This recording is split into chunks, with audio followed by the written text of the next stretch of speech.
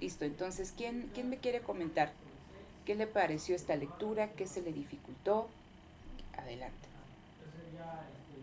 Buenos días, profesora. No se preocupe, no se preocupe.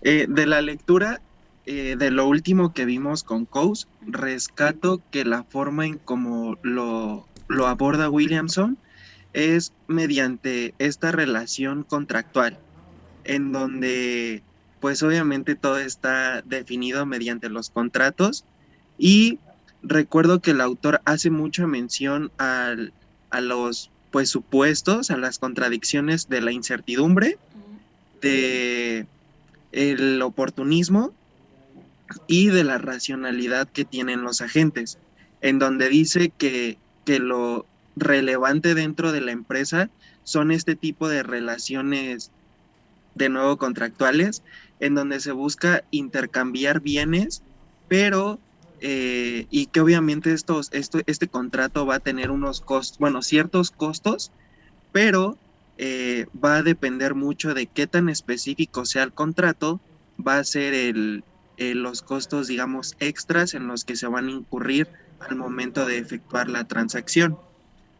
Pero algo de lo que no me quedó pues completamente claro son los tipos de gobernación por los esquemas. O sea, no sé si visualizarlo entre iguales o entre empresas. Eso es lo que a mí me causó un poco de confusión. Ok, perfecto, Edwin. Ahorita lo comentamos, pero muy buenas tus preguntas. ¿Alguien Profesora, más? yo también tengo, bueno, algo de Adelante, duda Saúl. en cuestión de los contratos, o sea, cuál es la diferencia en sí o no, no entiendo en sí la diferencia entre Williamson y Coase en la relación de contratos, o sea, cuál es realmente, o las diferencias que existen entre Williamson y Coase, o sea, qué cosas diferencian cada quien de los contratos. Es que según yo lo que entendí, pues o sea, son prácticamente lo mismo, o sea, lo consiguen, no sé si estoy bien o estoy mal, que el tipo de contratos y la forma que se dan los contratos pues son prácticamente iguales. No sé si estoy bien o lo entendí completamente mal, ¿no? O sea, ¿qué No, diferencias hay entre los contratos de cada uno? ok, Esa es mi duda. está bien. De hecho, es importante, como lo platicábamos el día martes, quien inicia todo este análisis de la empresa y de la teoría de la empresa como tal es Ronald Coase, con este documento de la naturaleza de la empresa. Entonces, él iba a decir, diseña, él genera, ¿no?, este concepto de los costos de transacción, que en la última parte de la clase decíamos, a ver, nosotros identificamos los costos de producción como todos aquellos costos que derivan, ¿no?, del propio proceso productivo, ¿no? O sea, se gestan dentro del proceso productivo, ¿no? Y pueden ser costos fijos, costos variables y las diferentes desagregaciones que se hagan de cada uno de ellos. Pero cuando hablábamos de los costos de transacción, recuerden que platicábamos que son todos aquellos costos asociados con el intercambio, ¿no? Entonces, veíamos que siempre que estamos intercambiando, ¿no?, intercambiábamos, si bien bienes y servicios, pero lo que está detrás es el intercambio del derecho de propiedad, ¿no? ¿Quién es el propietario de ese bien? Entonces, platicábamos que siempre detrás de este intercambio de derechos de propiedad media un contrato. Pueden ser contratos sumamente simples como el que cuando vas a la tienda a comprar pan, ¿no? O una hamburguesa, que te dan el ticket. Eso es un contrato, ¿no? Entonces, pero una de las riquezas de Williamson es que él, partiendo de ese concepto de costos de transacción, ¿no?, va a generar o va a enfatizar los problemas de información, ¿no? Los problemas respecto a la racionalidad limitada del individuo, los problemas también, como decía Edwin, de comportamientos oportunistas que no se veían en la visión neoclásica y que Coase, ¿no?, toca en este documento que ustedes ven en específico de manera muy superficial, ¿no?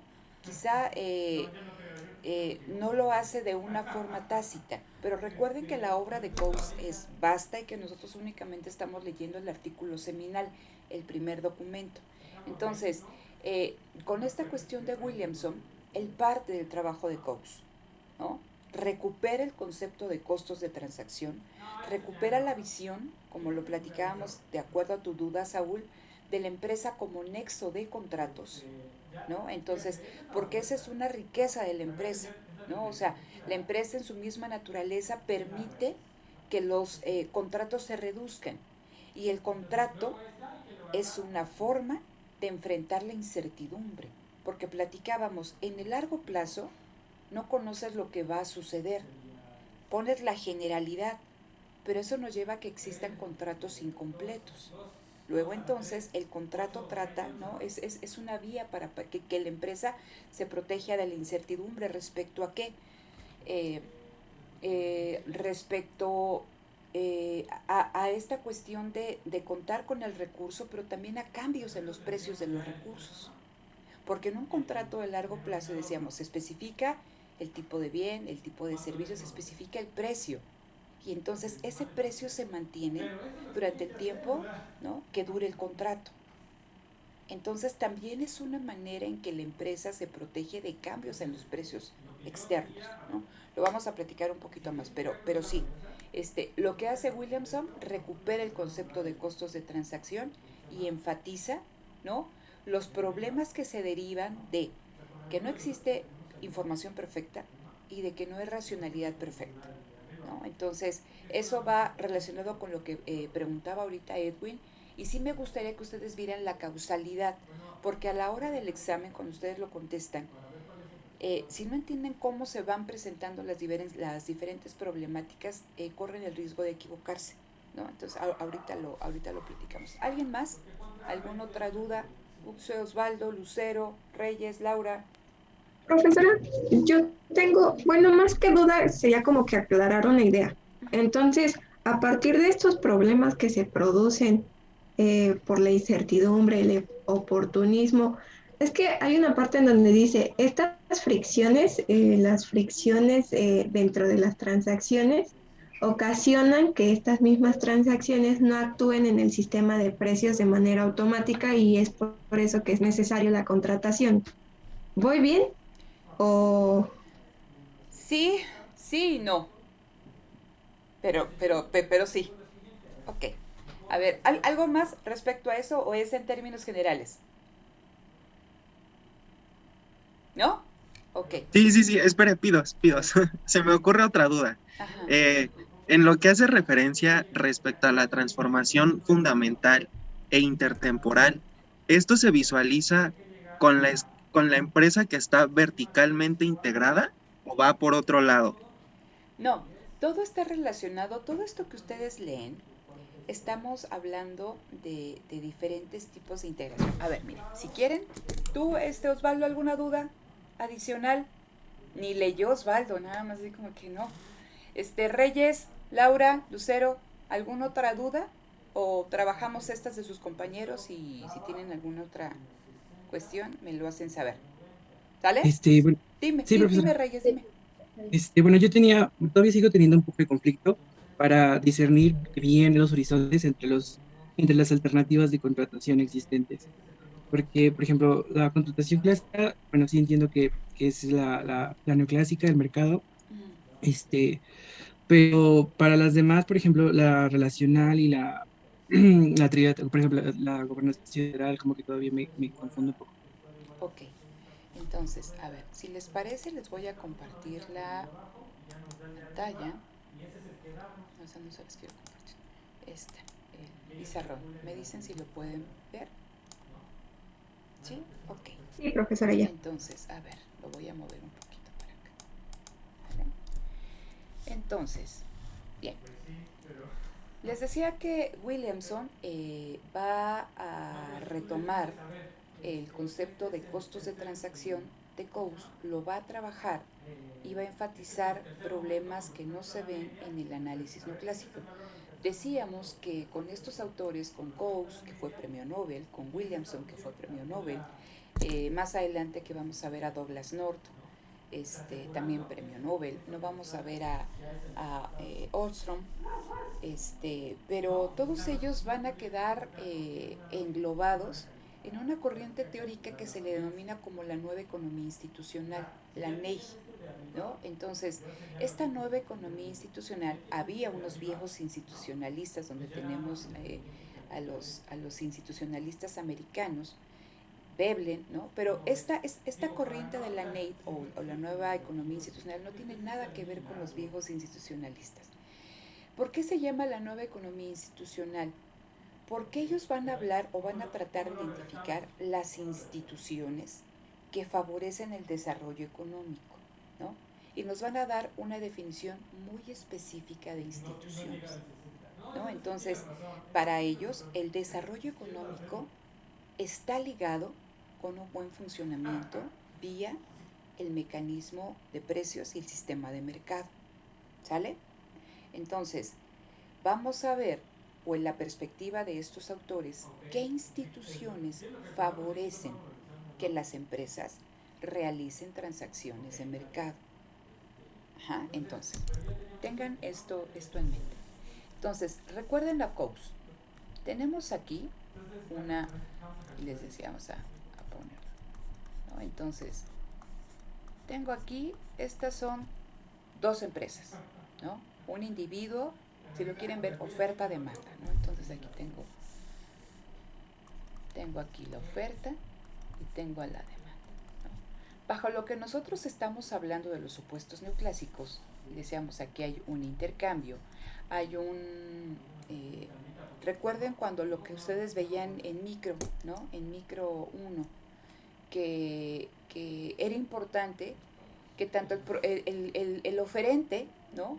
Tiene en su curva de oferta se ven las cantidades que está dispuesto a llevar al mercado a los diferentes precios, y en el lado del consumidor las diferentes cantidades que puede estar dispuesto a comprar a los diferentes precios del mercado. Por ahí anda mi gato haciendo show, no le hagan caso. Entonces, ok, tenemos esta cuestión, pero no necesariamente todos esos puntos que ustedes ven en la curva de oferta y en la curva de demanda significa que se va a dar un intercambio. El intercambio se da, ¿no?, cuando convergen la curva de oferta y la de demanda. Piensen en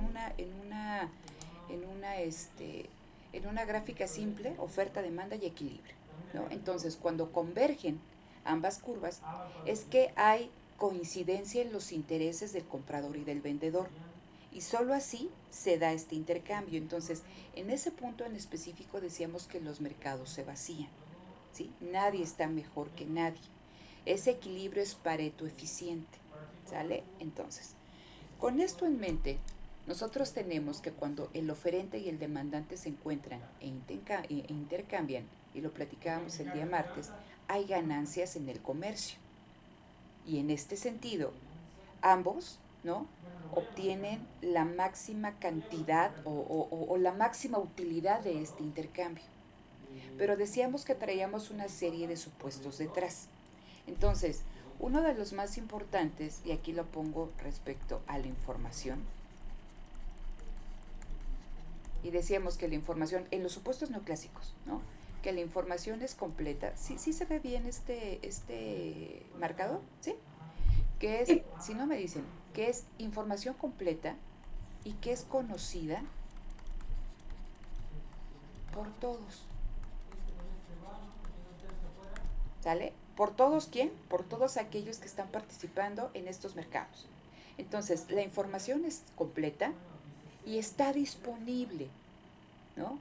Y todos la conocen, ¿no? Entonces, esto no se cumple en la vida real, porque no toda la información es completa, ni está disponible, ni todos conocen la misma información.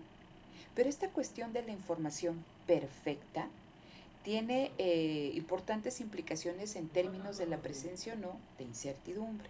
Entonces, esto es en el supuesto neoclásico, información perfecta. Y tenemos también otra cuestión que se llama la racionalidad perfecta.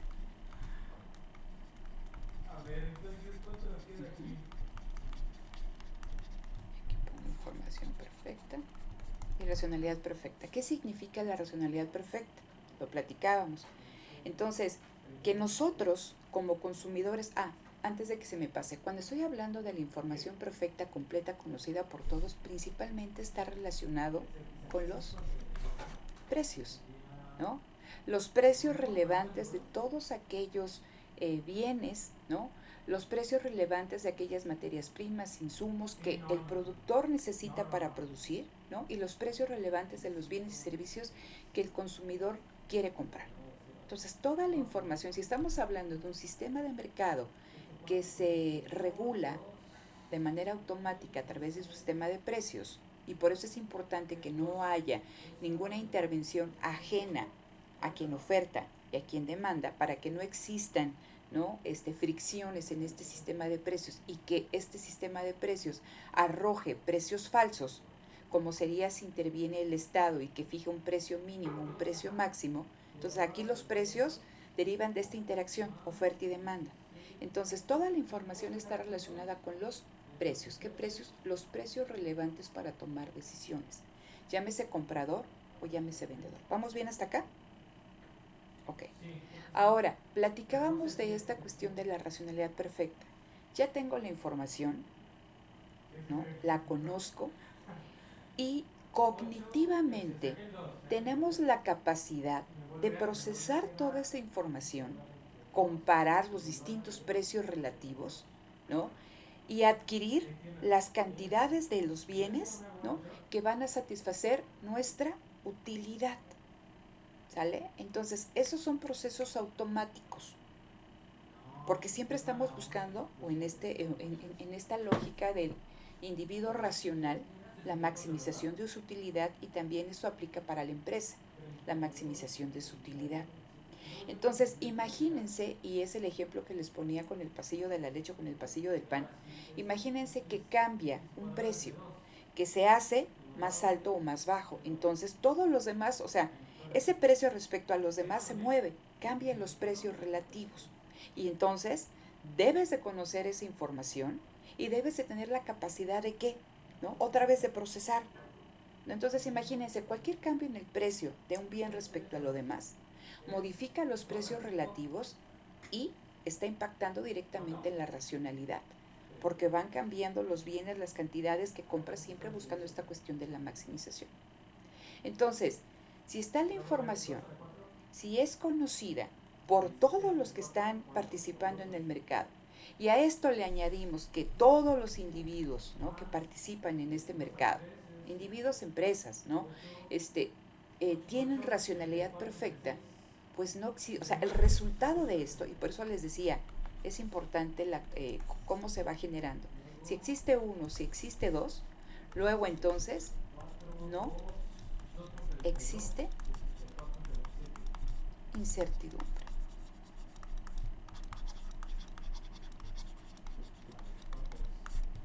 ¿Sí?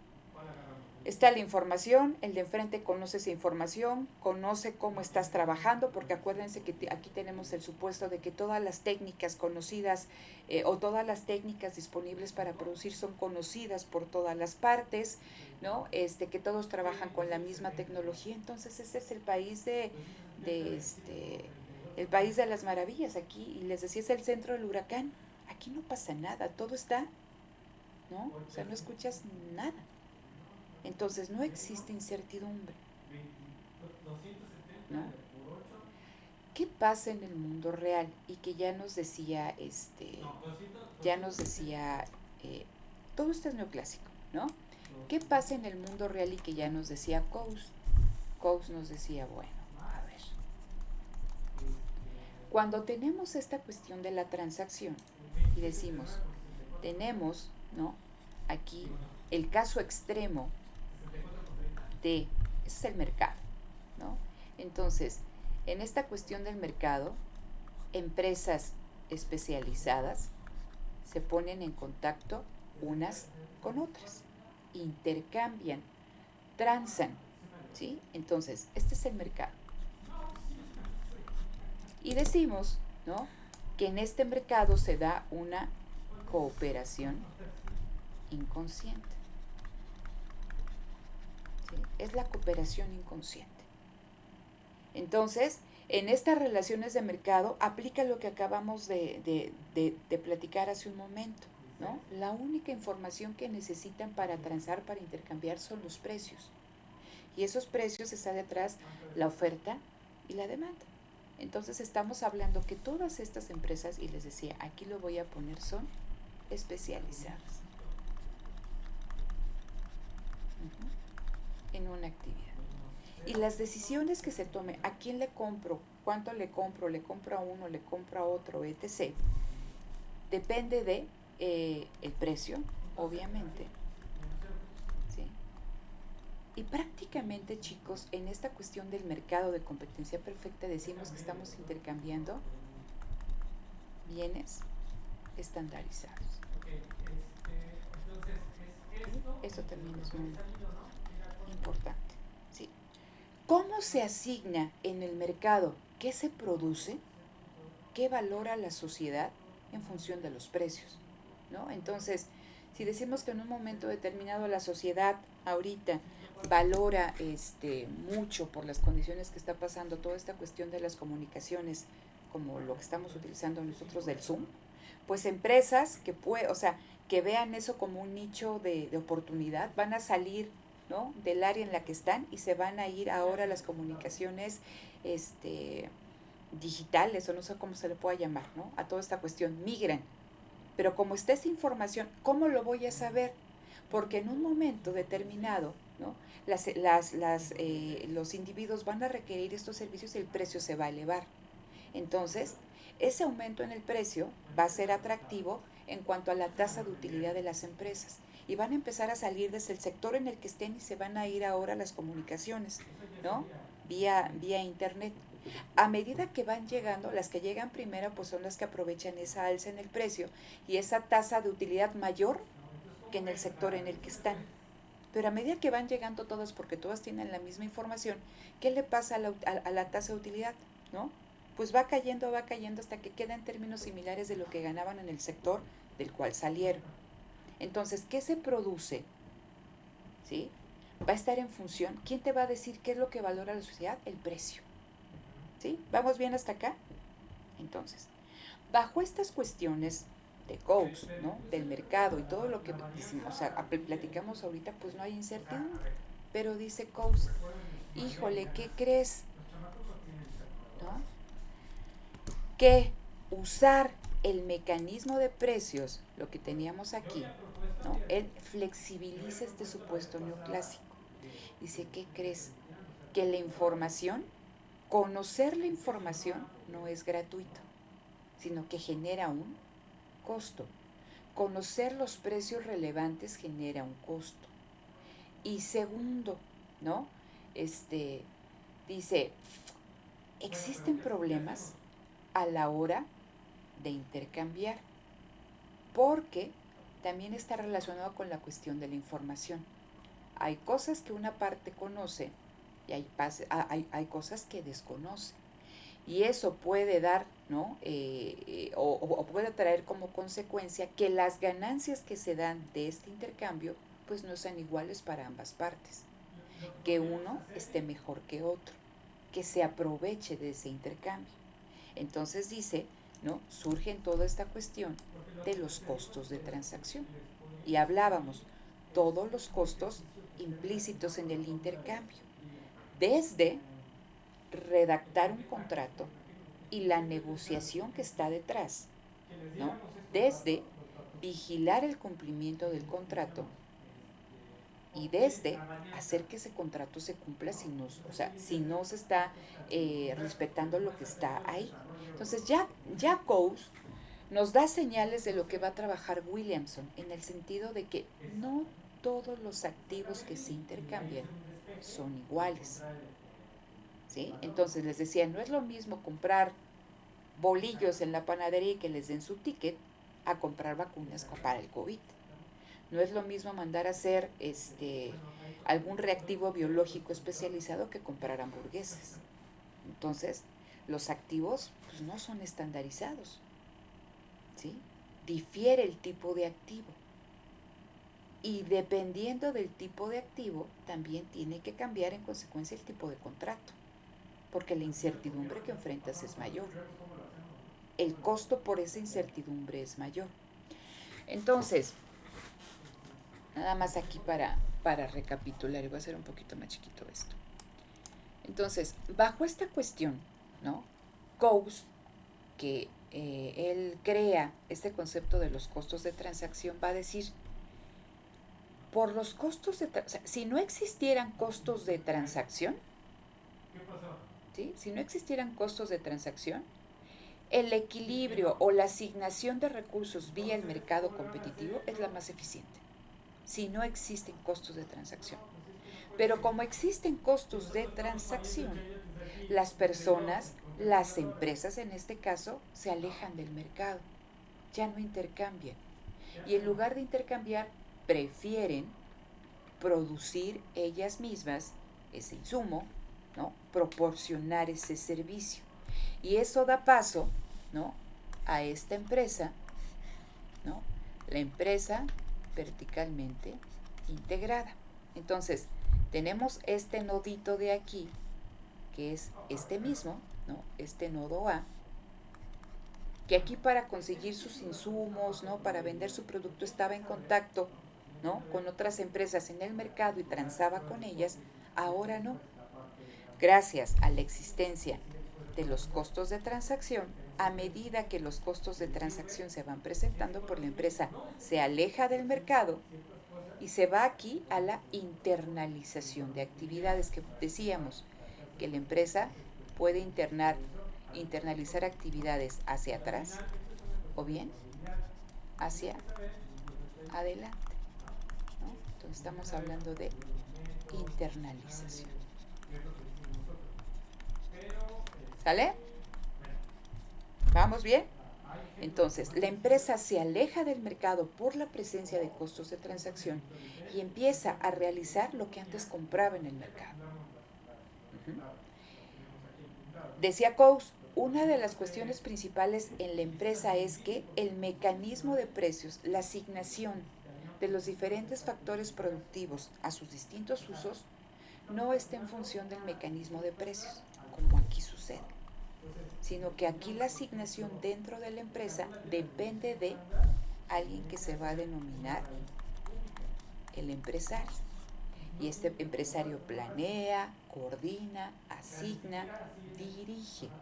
Entonces vean, de aquí podemos ver que dentro de la empresa se va a dar toda una escala jerárquica,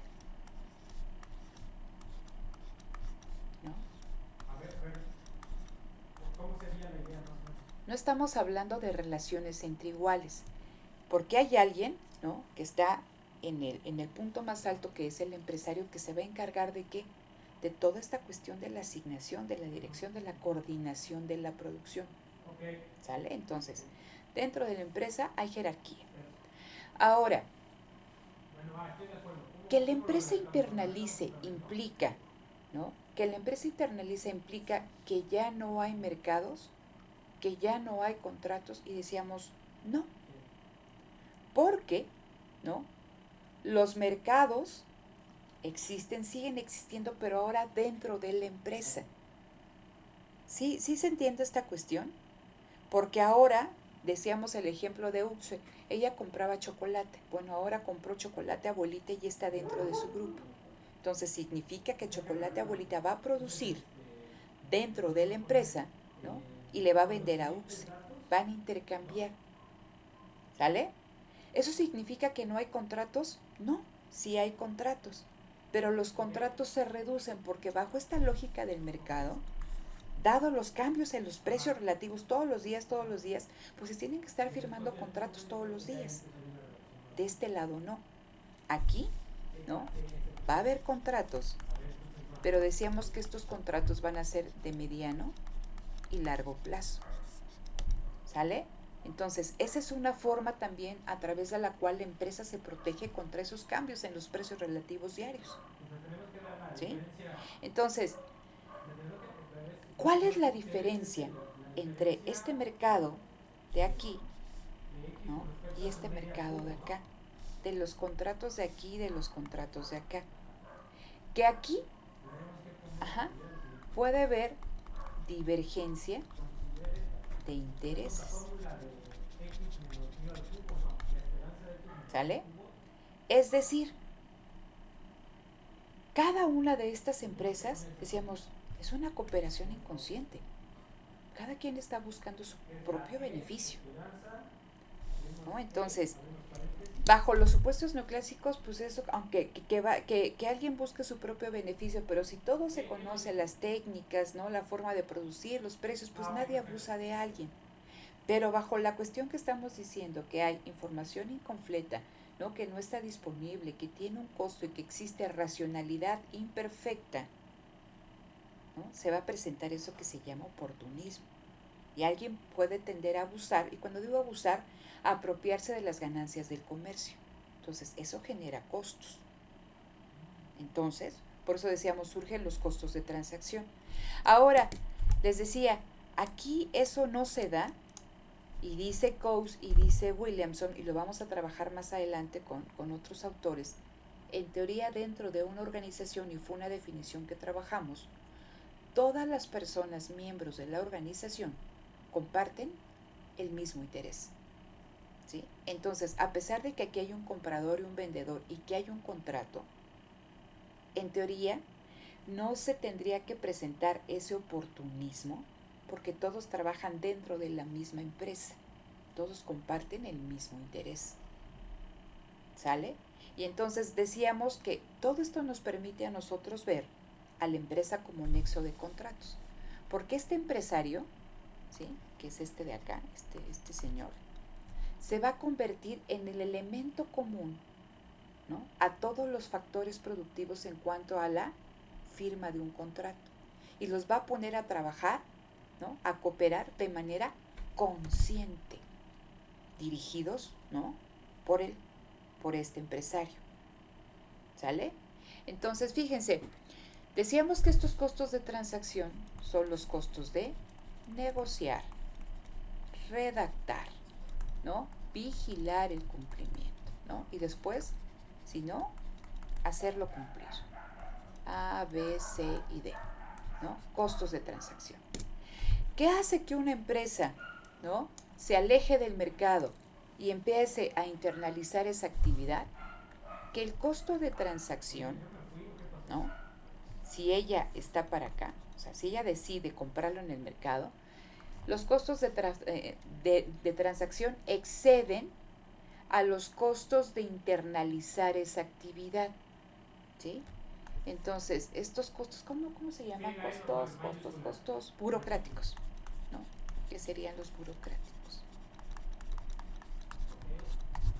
Los costos burocráticos, ¿no? Entonces, cada que la empresa decide, bueno, ahora voy a hacer chocolate, ahora voy a hacer la mermelada, ¿no? Ahora en esa cuestión de la mermelada voy a comprar dos campos enormes con 500 hectáreas en Michoacán, ¿no?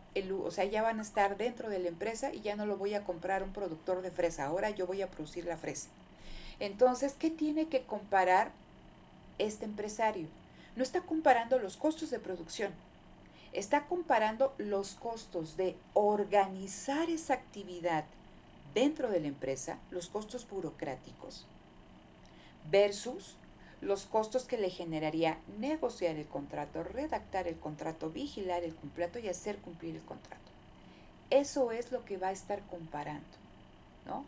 Costos de transacción versus costos burocráticos.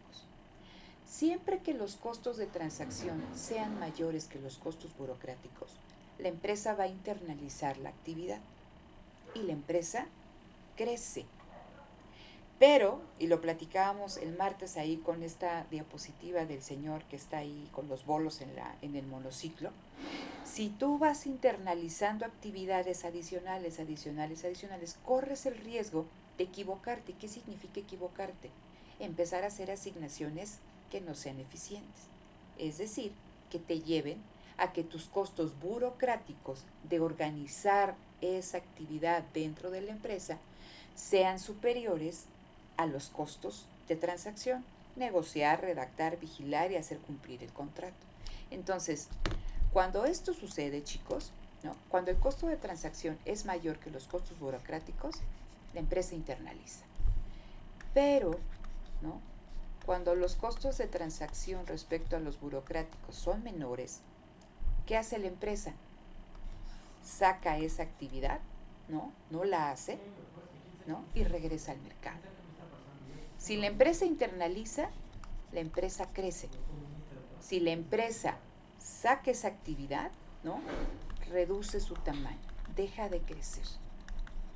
¿Sí? Entonces, al final, que la empresa, el límite del crecimiento de la empresa depende de qué? De los rendimientos decrecientes en la función empresarial. De qué tanto se equivoque el empresario y que si se equivoca, ¿a qué ritmo se dan esas equivocaciones? Si se está equivocando pero es bajito, pues va, ¿no? Seguimos internalizando. El ritmo de que se presentan los errores es limitado. Pero si ya se presentan continuamente errores que hace que los costos burocráticos sean mayores que los costos de transacción, yo saco, ¿sí? Dejo de internalizar. Esto a grandes rasgos es COUS, ¿no? Lo que ya habíamos visto. ¿Qué diferencia hay entre COUS y Williamson? Ok. La diferencia con COUS y Williamson es que nos va a dar, si tenemos aquí el mercado por una parte y tenemos aquí la integración vertical por otra como casos extremos, lo que dice Williamson es lo siguiente: no necesariamente, ¿no?, la empresa se tiene que alejar del mercado ante la presencia de costos de transacción. Dependiendo del monto de los costos de transacción, la empresa puede, ¿no?, optar por una contratación de tipo neoclásica, ¿no?, o bien por una contratación de tipo birrelacional, que son casos intermedios, ¿no?, de que la empresa, todos estos chicos, ¿no?, la contratación neoclásica y la contratación birrelacional, no me acuerdo qué nombre le da, pero es 2 empresas nada más, ¿no? La empresa sigue en el mercado, ¿sí? La empresa sigue realizando transacciones de mercado, pero la naturaleza de esas transacciones cambia. Cuando la empresa se aleja totalmente del mercado, estamos de este lado, acá, en la empresa verticalmente integrada. Entonces ahora yo tengo 2 casos extremos, ¿no?, y tengo 2 casos intermedios, que es la contratación neoclásica y la birrelacional, ¿no? Ahorita me acuerdo cómo se llama, ¿no?, para que sea el mismo término, que hacen que la empresa no se aleje del mercado, pero no se van a dar las mismas condiciones. Entonces, ¿hasta aquí vamos bien? ¿Sí? Osvaldo, Saúl, Edwin, ¿vamos bien hasta acá? Profesora, creo que se refería a una contratación bilateral, ¿no? Algo así. Bilateral, ¿no? Bilateral. Muchas gracias, Edwin. Entonces aquí está. Por nada. Bilateral. Ay, Dios. A ver. Me va a tener que borrar. A ver, estás. Entonces aquí tengo bilateral. Ok. Entonces, me los voy a trepar acá. Aquí está.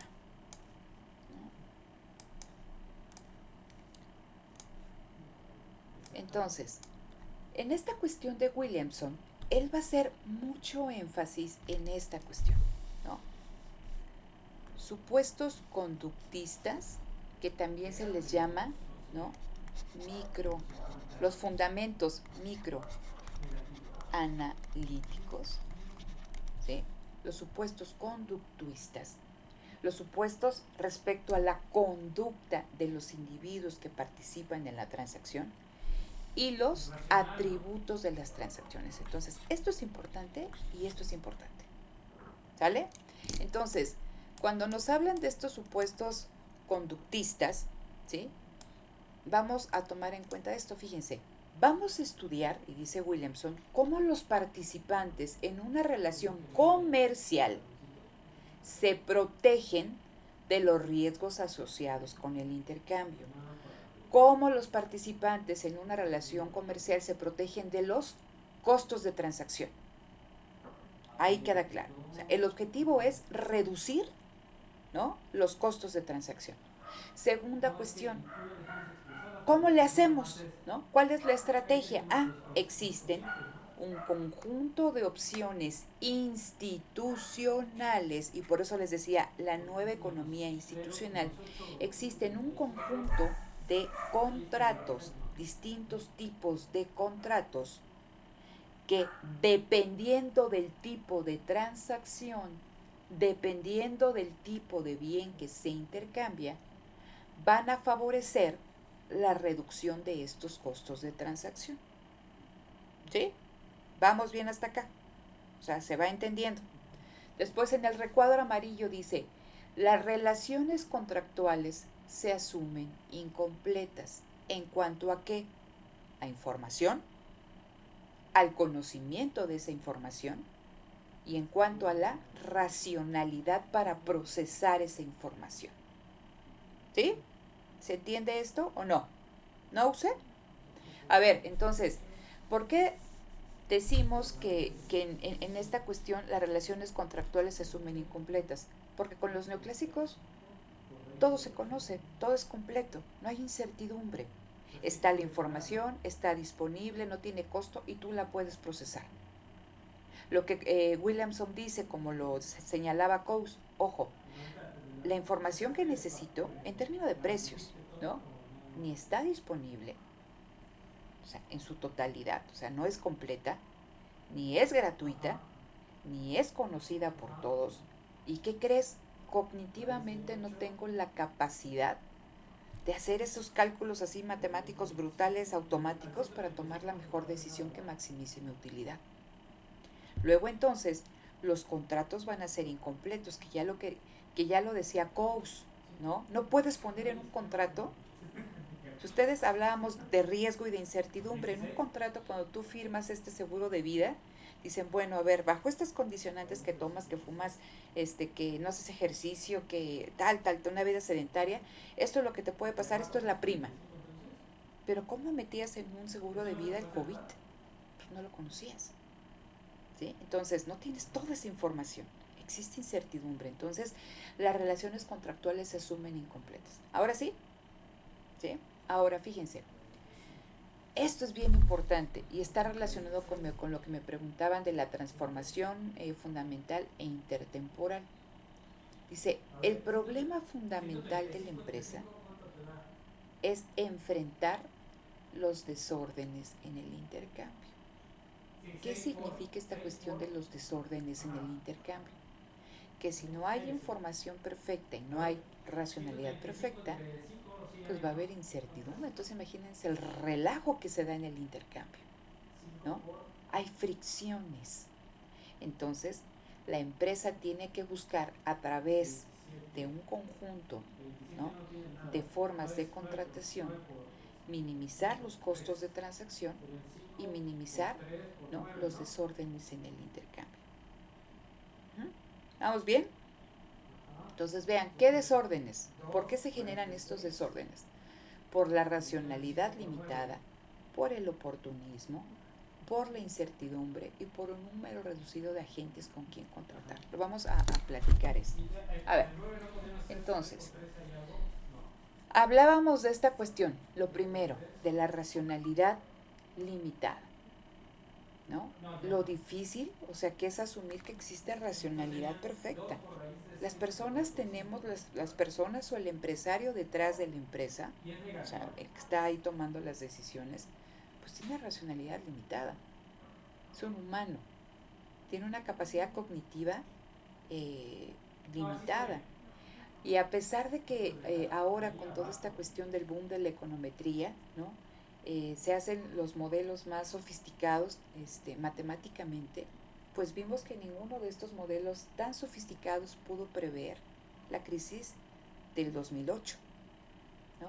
Y que tú le preguntabas ahí al responsable de la FED, oye, ¿cómo es posible que se dio esto? Es que no la vimos venir. ¿Sí?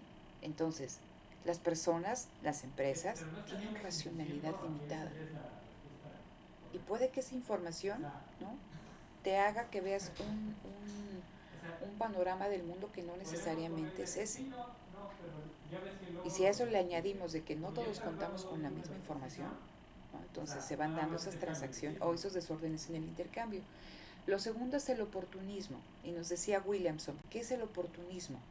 Es la búsqueda del propio interés con dolo, ¿sale? Entonces, es muy conocido cuando dicen, no, es que todos los hombres son iguales, es que todas las mujeres son iguales. Pues no es cierto, ¿no?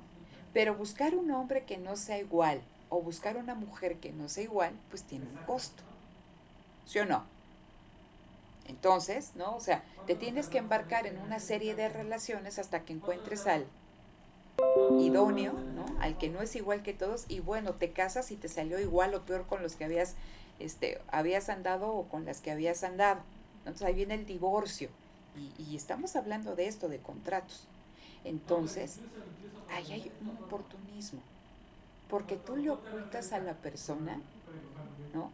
Algunas cosas con las cuales sabes que te vas a aprovechar del otro, ¿no? Ahí hay un oportunismo, una infidelidad. Es la búsqueda del propio interés con dolo. Entonces el otro te pone, o la otra, ¿no? Aquí es indistinto, ¿no? Ahí le ponemos la E ahí de inclusión, ¿no? Casa, coche y lo demás, ¿no? Y es que voy a trabajar y pues quién sabe a dónde se vaya o con quién se vaya, etc., ¿no? Te estás aprovechando de cosas que el otro no sabe, ¿no? Entonces estamos hablando de eso, de que ocultas información, ¿no? A tu favor. Y eso también, si ustedes lo trasladan a una empresa, puede ser una empresa que tenga a Saúl y que diga, porque si ve a Saúl y que dice, no, Edwin, yo te entrego esa cantidad bien barato, cuando no te la llevo hasta tu... Y sabe que no tiene ni los colores, ni tiene, ¿cómo se llama? Ni la capacidad de producción, ni tiene cómo llevarla, etc. Y esto es bien común. Recuerdo que cuando trabajé mucho tiempo como aseguramiento de calidad en una empresa, y el hermano de mi jefe tenía una empresa de publicidad, ¿no? Pero era medio especial, ¿no? Entonces era proveedor de Pepsi, ¿no? Y le hacía toda esta cuestión de mercadotecnia y algunas cuestiones así. Y luego, o sea, nada más para que vean, desviaba las llamadas de su empresa hacia nuestra empresa para que aquí contestáramos. Y bueno, eran quejas de que no entregaba a tiempo, de que los colores, o sea, la combinación no era la que habían pedido, que tenían fallas, etc. Entonces, cuando tú firmas o sea, él está ocultando, ¿no? A su comprador ciertas cosas de cómo trabaja. Y eso genera, ¿qué? Desórdenes en el intercambio, porque alguien se está aprovechando de tener información exclusiva. Porque en el mundo lo clásico eso no existe. Todos conocen todo, entonces no hay incertidumbre, no hay desórdenes en la transacción. Pero aquí sí hay presencia de oportunismo. Dime, Saúl. Pero entonces, no para eso se hacen los contratos, para eliminar estas cuestiones. Entonces, ok, lo demuestra que hay como esa parte del oportunismo, pero no se subsanaría con la firma de los contratos. Sí y no. A ver, imagínate que ahora que... A ver, esto es muy común y siempre lo pongo de ejemplo con un matrimonio, ¿no? Un matrimonio es un contrato, simple y llano, ¿no? Entonces, cuando tú te casas hay un contrato de por medio. Entonces, cuando se casan las grandes celebridades de Hollywood, dado la envergadura del contrato, ¿no? Dado la envergadura de sus patrimonios, ¿no? Se firma un contrato prenupcial, ¿no? Entonces, ese contrato prenupcial, tienes toda una playa de ahí de abogados de una y otra parte y empiezan a negociar, ¿no? Entonces, si aguantan juntos casados 2 años, ¿no? A la esposa se le da tanto. No tiene derecho a A, B, C, D, E. En caso de divorcio, ¿no? Recibirá una compensación de tanto por 3 años. Y eso solamente si no lo engañó. Si le engañó, no se le pagan tanto. No, todos los bienes que hayan hecho durante la vida conyugal, 50 y 50. Si hay hijos, ¿no? Se da o sea, dependiendo. La patria potestad en partes iguales, ¿no? El tiempo, etc. Si hay perros, o sea, todo eso lo pones en el contrato prenupcial. ¿Por qué? Porque no se está casando Pepe y Juan, ¿no? Se está casando Brad Pitt y Angelina Jolie, entonces pues no es lo mismo lo que tienen, ni la proyección, ni lo que pueden ganar. Entonces hay una negociación y esa negociación cuesta, ¿sale? Se redacta el contrato y esa redacción cuesta. Y ahora ya se casaron, ya son muy felices, pues ahora hay que vigilar el cumplimiento del contrato. Y si no se cumple, y ahí tienen los divorcios millonarios que se dan. ¿Cuánto tiempo tarda? A pesar de que hay un contrato. El contrato, y por decíamos aquí, gracias a la presencia de información asimétrica, que alguien conoce cosas que el otro no conoce, que se da el oportunismo, los contratos ayudan a reducir el oportunismo, mas no lo eliminan. Siempre está presente, ¿no?, el oportunismo, y por eso hay tantos divorcios, ¿no? Y por eso no es de que, bueno, ya tal cosa, nos vamos. No, porque después viene toda una lucha, ¿no?, detrás de que se cumple ese contrato. Y negociaciones detrás para hacer cumplir ese contrato. Entonces, por eso es importante que entiendan esto que viene aquí, ¿no? Williamson dice cómo los participantes en una relación comercial se protegen de los riesgos asociados a esa relación comercial. ¿Cómo? ¿No? A través, ¿no?, de diferentes contratos vamos a buscar reducir, ¿no?, el costo de transacción que está generado por la racionalidad limitada, por el oportunismo, por la incertidumbre y por el número de agentes con quien contratar. Ahorita voy a hablar un poquito de eso, ¿no? Pero siempre que estamos hablando de oportunismo dices, híjole, y el mismo Williamson lo reconoce, no todos los agentes son oportunistas, pero para descubrir quién sí lo es, me va a generar costos. Entonces digo de entrada que todos son oportunistas, ¿sí? Yo sé que no todos los hombres son iguales, no sé que no todas las mujeres son iguales, pero identificar quién sí, quién no, pues me va a generar costos. Desde corajes, llantos, peleas, gastos monetarios, divorcios, ¿no? Me genera costos. Entonces asumes que todos son oportunistas, ¿vale? ¿Vamos bien con esta cuestión? ¿Sí? Ok. Entonces, déjenme aquí, me deja aquí el mouse. Se me desapareció. ¿Por qué se me desapareció el mouse? Aquí está. Ya. Entonces, vean. Aquí está esta cuestión, ¿no? Dice aquí, ¿cuál es el objetivo de la empresa? Alinear las transacciones. Porque esto es bien interesante, chicos. Las transacciones varían los atributos de los bienes que se intercambian. Entonces les decía, no es lo mismo ir a la panadería y comprar pan de dulce. No es lo mismo ir a la panadería, yo tengo hambre, a lo de las vacunas, ¿no?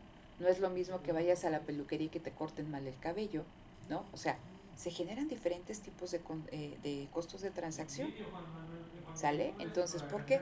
Porque los atributos de los activos que se intercambian son distintos.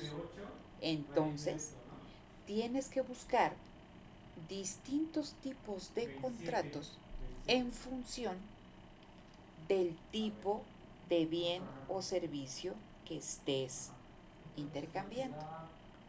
Tú vas a buscar con esa forma de contratación, ¿sale?, que los costos disminuyan y que la empresa se pueda adaptar a cambios en el entorno, porque eso también es bien interesante. Nuestro entorno es dinámico, de ahí la incertidumbre. Entonces, imagínense ustedes, cuando México firmó todos estos contratos con las farmacéuticas para que le proveyeran de vacunas, y si se acuerdan al principio que AstraZeneca no estaba entregando las vacunas en la cantidad tal cual como decía en el contrato, ¿no? Entonces, ¿qué debe de pedirse al contrato? Tener la capacidad de adaptarse a esos cambios en el entorno, porque no es de que ya no le entregó la cantidad en el tiempo que decía en el contrato, que México, el gobierno de México se pelea con AstraZeneca. No, buscan que adaptarse y negociar, buscando reducir los costos derivados de esa, ¿no?, eventualidad, que son distorsiones. ¿Sale? ¿Sí se entiende? Entonces, los activos, no son todos estandarizados, no.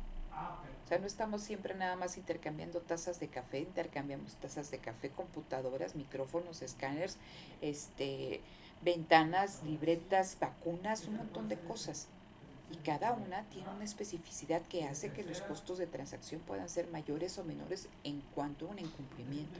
Recuerden que si no hay incumplimiento, si no hay oportunismo, si no hay asimetrías de información, no hay costos de transacción. ¿Sí? Pero si hay costos de transacción. Entonces, en función de lo que estés tú intercambiando, vas a buscar un tipo de contrato que te permita ¿qué? ¿No? Reducir estos costos de transacción.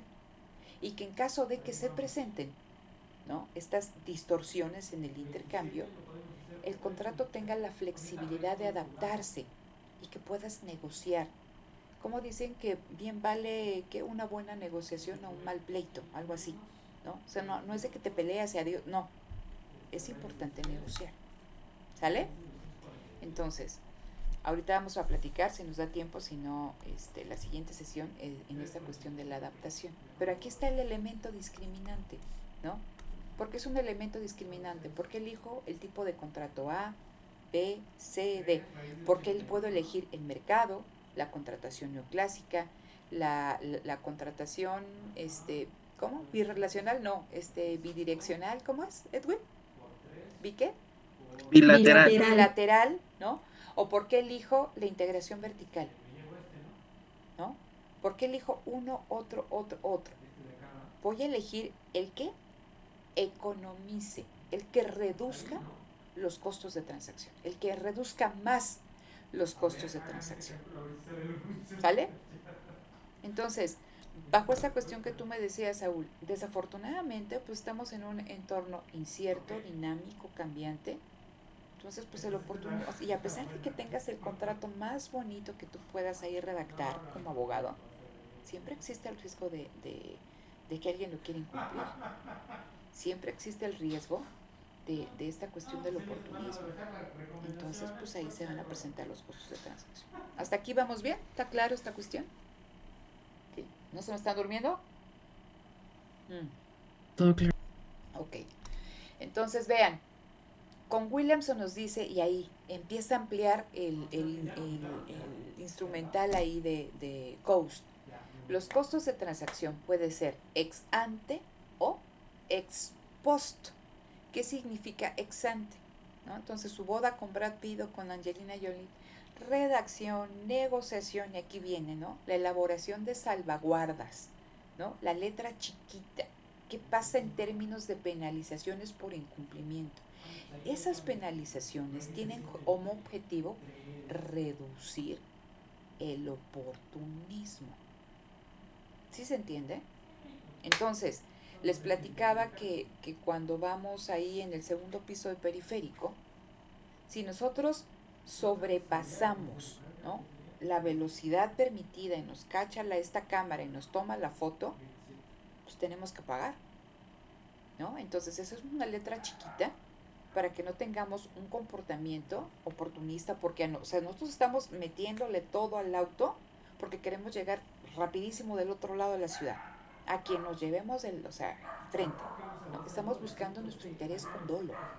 Entonces, en teoría, eso hace que reduzcamos ese interés, ¿no? O sea, esa búsqueda del oportunismo. Y entonces, ¿por qué hay tantos accidentes? Y entonces, ¿por qué hay tanta gente que está infringiendo estas normas de tránsito? ¿No? Porque ellos dicen, bueno, pues sí, me pueden cobrar eso, pero pierdo más si no llego, ¿no?, al sur, ¿no?, rápido. Entonces, pues quizá ese contrato y los esquemas de incentivos no son lo suficientemente fuertes para reducir el oportunismo, ¿no? Entonces ahí viene esta cuestión de la redacción y toda la cuestión. Y nos dice que los ex-post es toda esta cuestión mala adaptación. Ya uno fue infiel, ya tal cosa, entonces ahora nos vamos a divorciar, ¿no? Regateos, disputas legales, que se cumple el compromiso, son costos, son gastos. Y entonces ¿no? Ahí están. Antes, ¿no?, de que ni siquiera existe contrato, se dan estos costos. Y después, ¿no?, en mayor medida. Entonces, a ver, esto es importante. Vean, aquí está. Esto es importante que lo entiendan. Las transacciones difieren en sus atributos. ¿En qué? ¿Cuál es el principal? Esta. La especificidad de activos, ¿no? Hay 4, ¿no? Pero el más importante de por qué difieren las transacciones es la especificidad de los activos. Entonces, vean. Ahí se explica bien bueno, según yo bien, ¿no? Porque yo los hice, pero bueno. Entonces, en el video viene, ¿no?, ¿a qué nos referimos con la especificidad de los activos?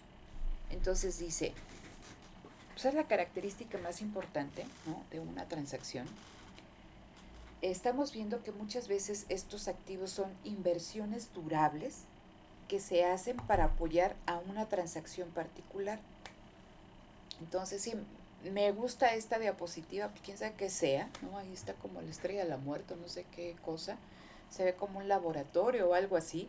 Entonces, imagínense, ¿no?, que esa instalación se hizo en específico para una transacción particular. La empresa que está trabajando ahí le pidió a la empresa que diseña, ¿no?, estas estructuras, que se la hiciera con esa forma, con, no sé, quizá para adecuarse ahí al tamaño de la planta, ¿no?, o porque eso implica ciertas cuestiones ergonómicas que garantizan algún flujo de aire, etc., ¿no? Entonces, esa es una inversión. Es una inversión que está realizando tanto la empresa que compra como la empresa que produce. Porque puede ser que no sea lo estándar que ella hace normalmente.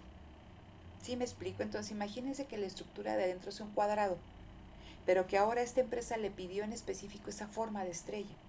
Entonces, esa empresa tiene que hacer inversiones, ¿para qué?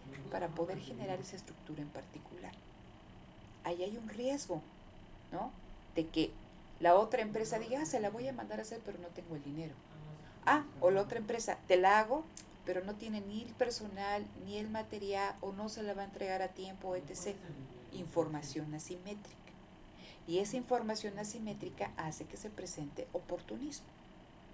Y entonces ya están, pero para dar la inauguración de que van a, o sea, imagínense, ¿no?, que esta empresa depende de que esté esta planta ahí toda diseñada, instalada para empezar a producir, y ya tiene contratos que cumplir. Y la otra empresa no se la entrega a tiempo. Y se va a tardar 3 meses. Entonces, eso le va a generar costos importantes con la empresa que está contratando para que le dé esta planta, pero también con los que le están comprando y que depende de esto para que empiece a producir. Hay oportunismo, ¿no? Hay fricciones en las transacciones, ¿no? Entonces, eso se entiende. ¿A qué nos referimos con esta cuestión de la especificidad de los activos? Entonces dice aquí, son inversiones durables realizadas en apoyo a transacciones particulares. Imagínense entonces que ya la empresa que produce esto ya llega y dice, oye, pues ya cuando te instalo, híjole, ¿qué crees? Que no tengo dinero. O híjole, que pues espérame tantito porque no me... Entonces, si no se lo vende a quien iba a ser, ¿no?, el destinatario principal, imagínense que Saúl es el dueño de esa empresa. ¿Qué tiene que hacer Saúl? Pues a ella de nada le sirve. Va a tratar de buscar venderlo a alguien más. Pero como está diseñado en específico, ¿no?, para satisfacer las necesidades de la empresa que originalmente lo iba a comprar, su uso, ¿no?, alternativo se reduce. Y entonces dice Osvaldo, pues ¿qué crees? Que sí te la compro, pero nada más te compro lo de afuera, ¿no? Entonces, pues vas a tratar de ¿qué? De buscar, ¿no?, hacer un contrato con alguien más que no pierdas tanto. Pero eso es porque por todo lo que platicamos. Entonces, ¿qué va a tratar de hacer Saúl antes de que suceda eso? ¿No? Buscar de entre las diferentes alternativas de contratación la que reduzca, ¿no?, el riesgo de que se presenten esos casos. Y sin embargo se pueden presentar. ¿Sí me explico, chicos? ¿Sí? Entonces vean, Por eso dice, su costo de oportunidad es mucho menor que los mejores usos alternativos. Lo que estaba platicando, pues sí lo quiero porque yo la mitad, dices, híjole, pues la voy a perder, pues ni modo. Entonces, antes de que suceda eso, pues voy a ver cómo me protejo, ¿no? Ante esos desórdenes en el intercambio. Entonces dice, tipología de especificidades, el primero, de sitio y ubicación, que Edwin entonces viene de proveedor de Bose, ¿no? Que está, no el artista, sino la empresa ahí de audio que está en Baja California, del sector eléctrico electrónico, y entonces dice, ¿sabes qué? Pues aquí los mexicanos de plano no me pueden fabricar este equipo, vente tú y fabrícalo. Entonces la empresa que se viene como proveedora de Bose tiene que encontrar un lugar donde operar, contratar trabajadores, crear una planta, hacer inversiones, etc. Entonces, esa es una inversión, eso es una especificidad de sitio o ubicación. Tu activo es inmóvil. ¿Y qué pasa si Bose, ¿no?, te incumple el contrato y ya no te compra?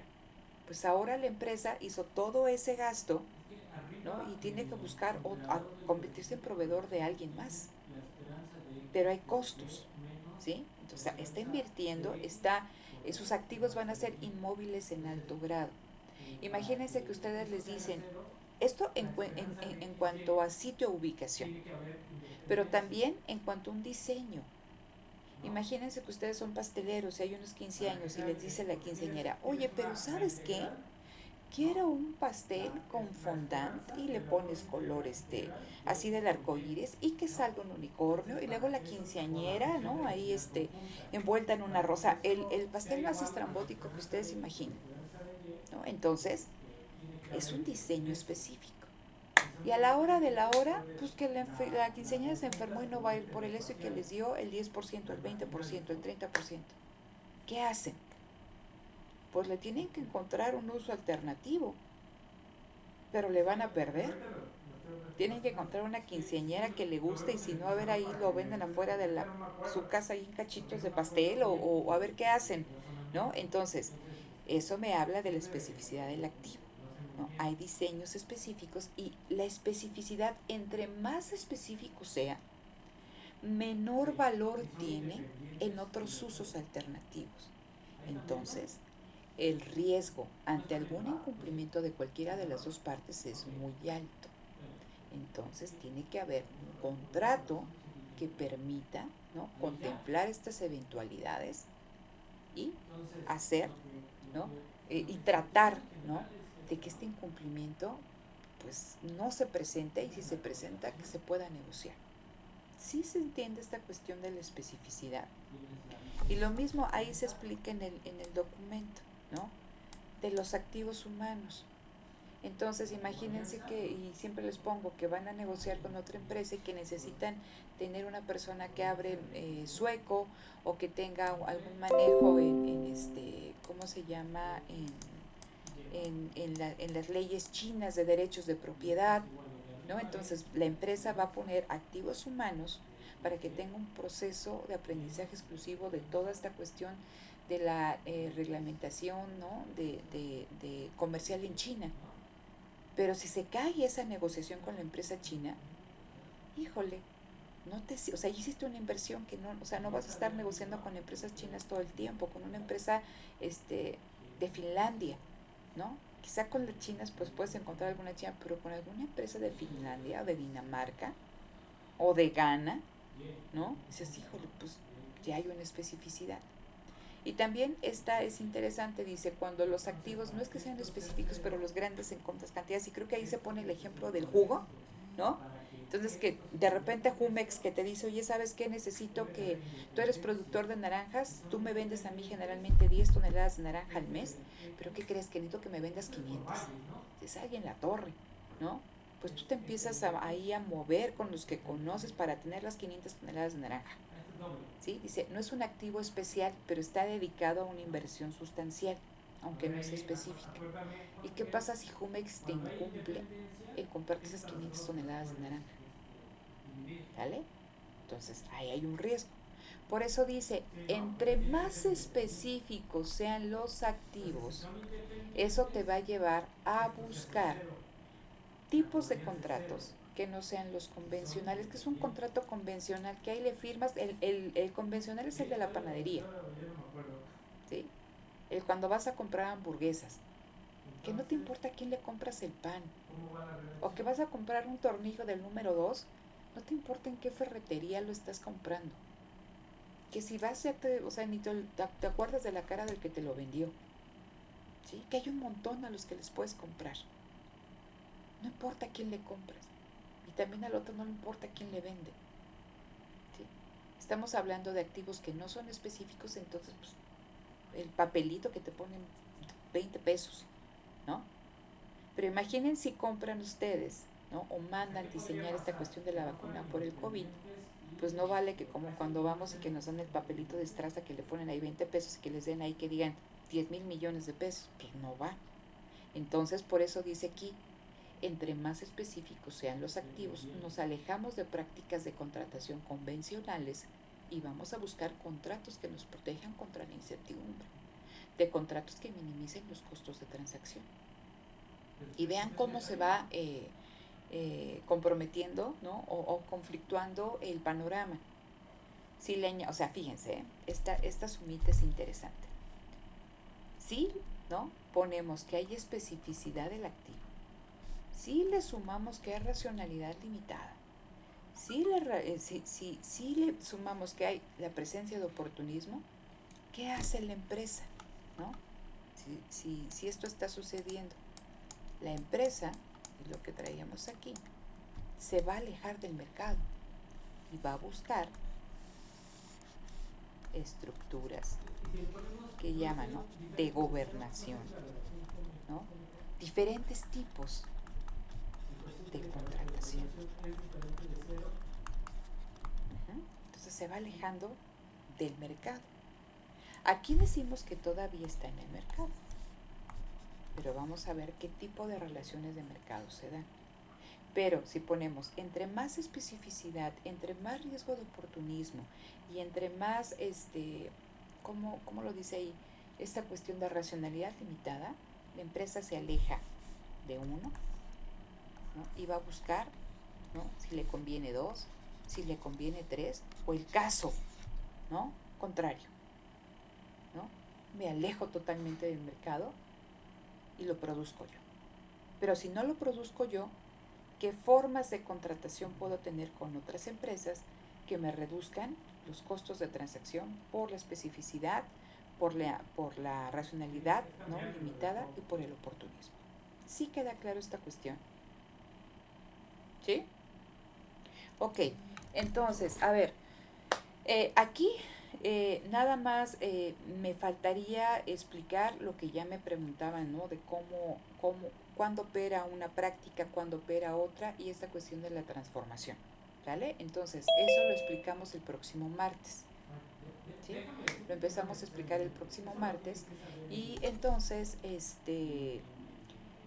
hasta aquí terminaría esta clase, ¿no? Y cerramos Williamson el próximo martes. Y ya también después de Williamson tenemos que iniciar con, déjenles, paro aquí de compartir, y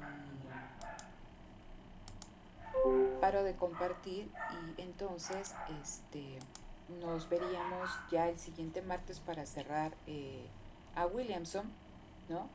Para cerrar a Williamson y continuar, creo que después de Williamson es ¿cómo se llama? ¿Alchen? Ni saben, ¿verdad? No es Nord. Ah, es Nord. Es que ya tengo la cabeza. Es Nord. Sí, porque estamos hablando de esta cuestión de los costos de transacción y Nord, ¿no? Recupera también. No tanto, bueno, sí, costos de transacción, pero recupera mucho papel de los contratos, ¿no? Entonces vamos a platicar un poquito más de esto con Nord, ¿no? Pero hasta aquí, ¿dudas? ¿No? Tráiganse su café para Profesora, que no se me duerman, dime. faltaría mucho para el primer parcial. Recuerda que dijimos que el primer parcial es cuando terminemos toda esta parte contractual. Entonces nos falta Nord, nos hace falta Alchen y Demsets, nos hace falta la teoría de la agencia, ¿no? Y nos hace falta gobierno corporativo, ¿no? Entonces yo creo que todavía nos faltan como 2 semanas para Ok, más o menos como en la quinta, ¿no? ¿Vale? ok, sí, gracias. Ok.